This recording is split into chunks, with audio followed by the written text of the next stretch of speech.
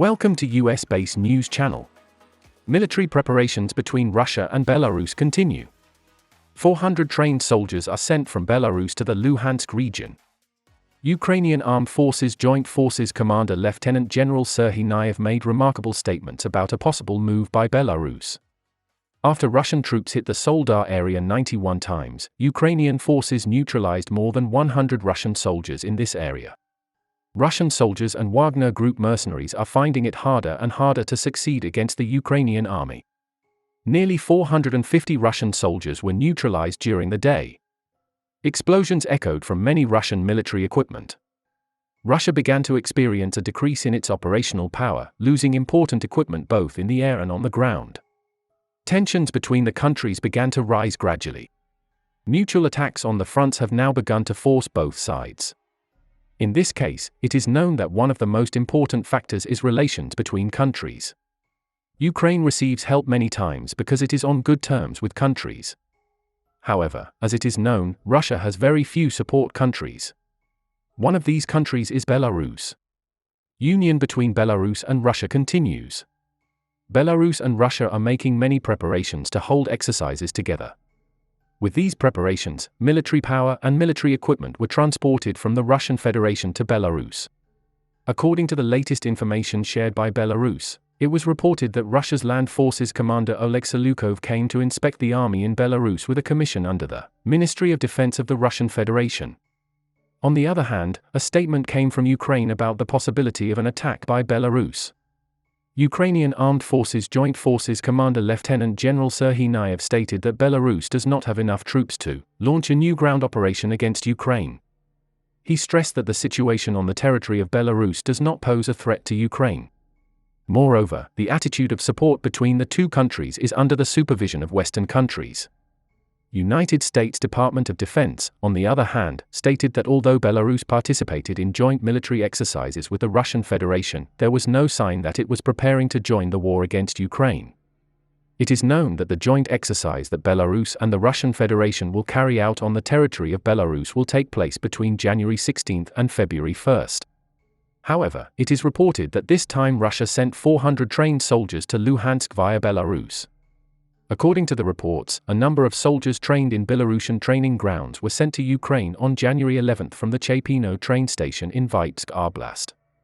It has been reported that this stage consists of 8 passenger cars with a capacity of 400 personnel, 3 freight wagons with equipment, 37 platform wagons with wheels and tracked equipment, a total of 48 wagons.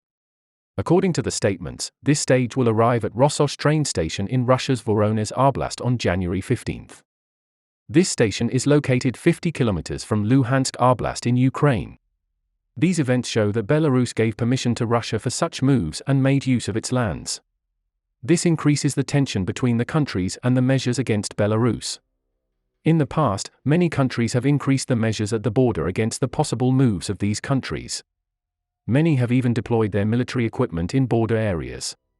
However, it is thought that such a move cannot be made, since it is not considered logical for Belarus to be involved in the war. Because in such a case, Belarus, like Russia, will be exposed to many sanctions. Moreover, it will have taken many countries against it. This, in turn, may lead to the widening of the scope of the war.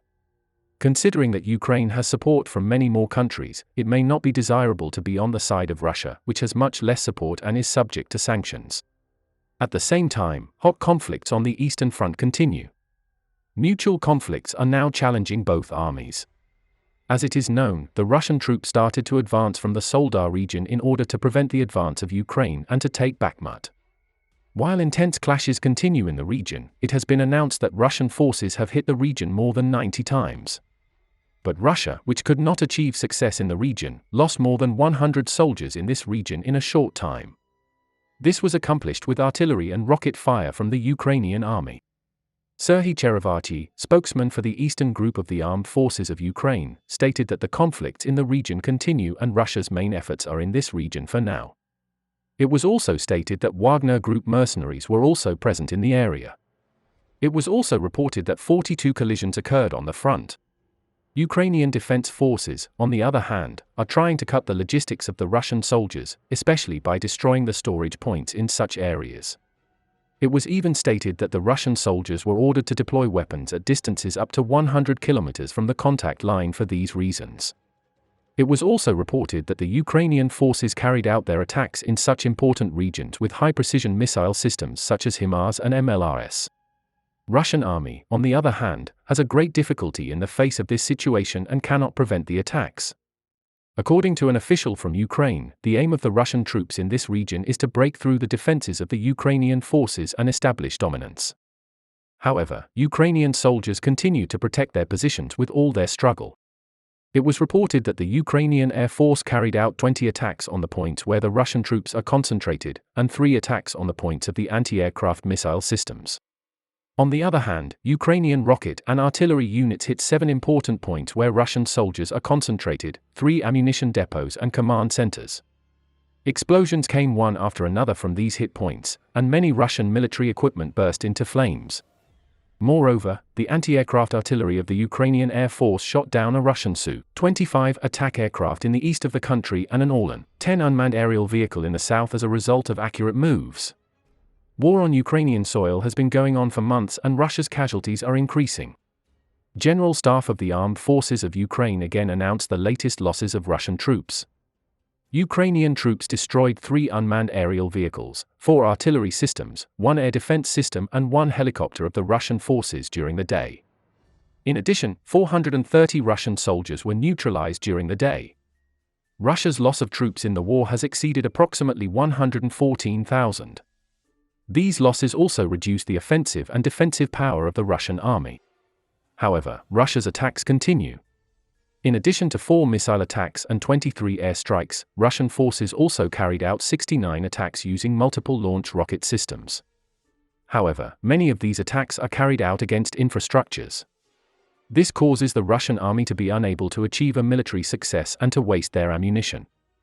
Russia, which is currently dealing with reductions in its military resources, is starting to have more difficulty in compensating as the losses increase.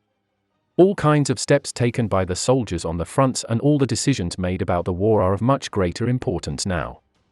All these moves will determine the fate of the countries. If the Ukrainian army increases its successful moves, the Russian soldiers will continue to suffer more losses on the fronts. This will completely turn the course of the war in favor of Ukraine. We'll see what happens in the next few days. We have reached the end of another video. You can support us by liking the video. You can easily follow new videos by subscribing. I wish you all a war-free day. See you.